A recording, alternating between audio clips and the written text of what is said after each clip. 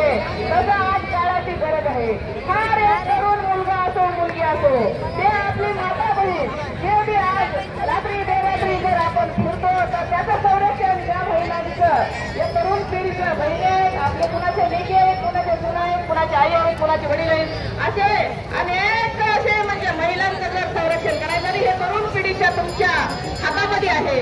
आज आम्ही एवढ्या महिला लाटमानेने समोर येतो तर केवळ आणि केवळ तुमच्या महापुरुषाच्या तुमच्या तरुण पिढीच्या भरवशावर आम्ही येतो। एखादी जर रात्री जर चालत जावलेली मुलगी तर तिला आपण संरक्षण देऊन आपली बहीण म्हणून कुणाची लेक माता म्हणून आपले हे शिवाजी महाराजांचं आदर्श डोळ्यासमोर ठेवून आपल्याला हे कार्य करायचं आहे। शिवाजी महाराजांनी तर स्त्रीला जर त्यांनी साडी चोळी देऊन मान सन्मानानं ते पाठवत होते तसं आपल्याला या शिवाजी महाराजांचा आपल्या समोर एक आदर्श म्हणून आपल्याला शिवाजी महाराजांना मिरवणूक न काढता डोक्यावर घेऊन नाचण्यापेक्षा महापुरुषांना त्यांना आपल्या डोक्यामध्ये घालवायचं आहे।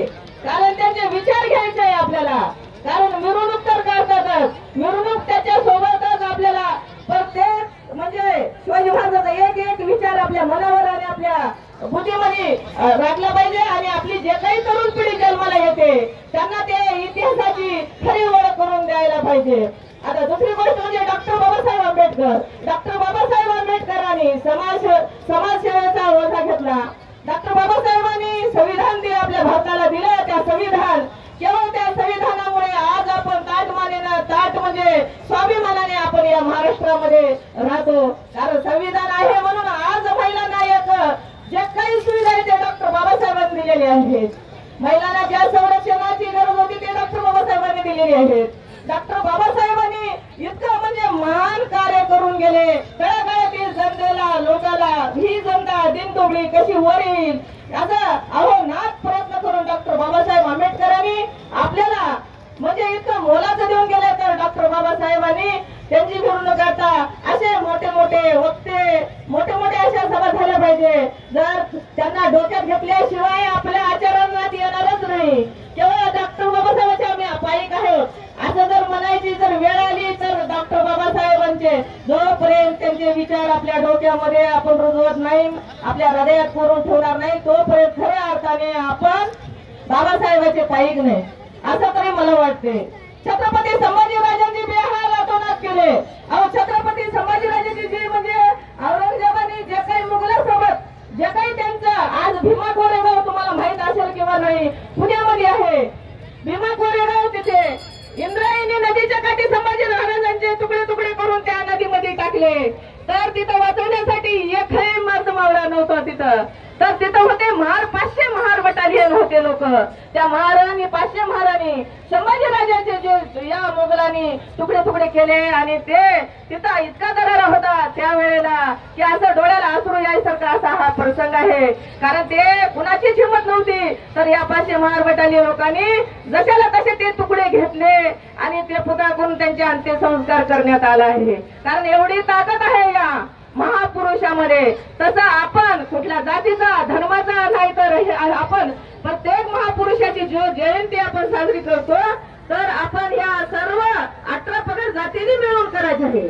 कारण शिवाजी महाराज कोणी एका जातीचे नाहीत, केवळ मराठ्याचे नाहीत, मागासवर्गीय नाही, तर 18 पगड जाती धर्माचे सर्व जनित आपण शिवजयंती महोत्सव आपण साजरी करायला पाहिजे।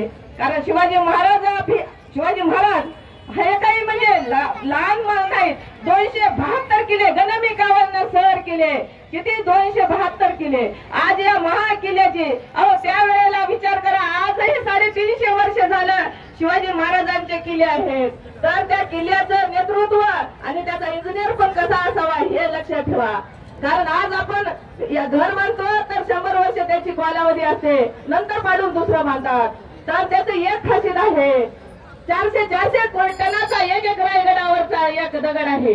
त्या दगडाची किंमत आणि इतकं मौल्यवान आणि इतकं सुंदर ते रायगड बांधून काढलेलं आहे। आणि या रायगडाचा जर पाया मजबूत शिवाजी महाराजांचं जर मुघलापासून जर आपलं संरक्षण करायचं झालं तर तटबंदी किल्ले रायगड, शिवनेरी, प्रतापगड असे अनेक किल्ले आहेत। आणि त्या किल्ल्याची खऱ्या अर्थाने या तरुण पिढीने जाऊन आणि आपल्याला आपल्या कामामुळे आपल्याला जाता येत नाही, परंतु प्रत्येकाला जर या किल्ल्याची पाहणी केली तर खऱ्या अर्थाने शिवाजी महाराजांचं काय त्या महाराष्ट्रामध्ये या स्वातंत्र्यासाठी जे बलिदान दिलं, ज्यांनी हे पुढचं भविष्य आपल्या डोळ्यासमोर ठेवून जे कार्य केलं, तर ते आपण निश्चितच या जेवढे जनतेपैकी काही ना काही शिवाजी महाराज या जन्माला आल्याशिवाय राहणारच नाही.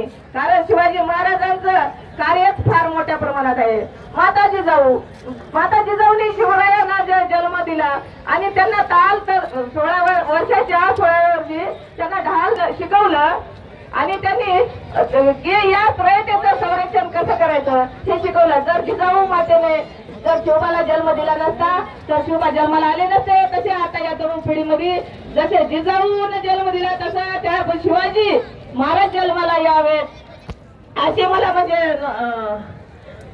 मला म्हणजे विनंती करायचं आहे. कारण जे काही म्हणजे असे अनेक महापुरुषाच्या चरित्रावर जर आपण जर प्रकाश टाकायचा म्हणला तर खूप सारं काही भरपूर आहे. कारण हा तुम्हाला एक प्रसंग सांगते तरुण पिढीसाठी. एक रात्रीला मुलगी चालत होती, गावागावातून चालत होती आणि तिच्या मागे 4 गुंडे गावातले लागले आणि 4 गुंडे लागले असता तर ते सैरा धावत होती. एक मुलगा एका रूम मध्ये अभ्यास करत होता. रात्रीचे 10-11ची वेळ होती. बघा प्रसंग लक्षात ठेवा. 10-11ची वेळ होती आणि त्यांनी काय केलं की जाता जाता एका घरामध्ये शिवाजी महाराजांचा फोटो दिसला. मग त्या एवढं कॉन्फिडन्स आलं त्या मुलीला की आता आपलं कोणी संरक्षण करू शकणार नाही. तर केवळ आणि केवळ त्या मुलगा खिडकीतून वरून जाऊन ती बघितली, तिथे शिवाजी महाराजांचा फोटो होता.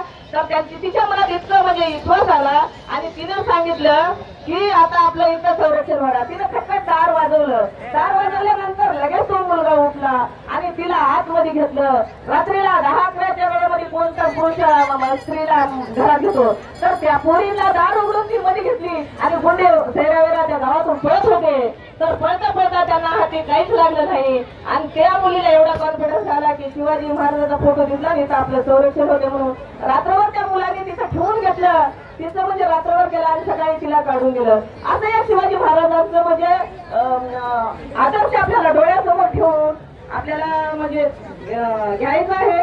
तरी या प्रसंगी मला जे काही म्हणजे संयोजकांनी जे काही बोलण्याची संधी दिली त्याबद्दल या जयंती कमिटीच्या वतीनं आभार व्यक्त करते आणि तुमच्या समोर 1-2 कडवे मी सादर करते.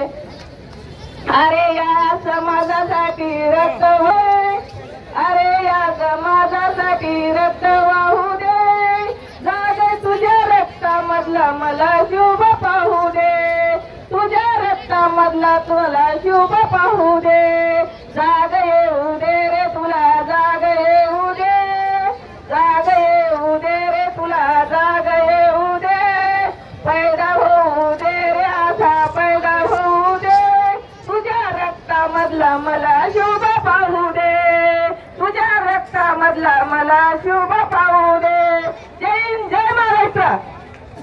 धन्यवाद मॅडम.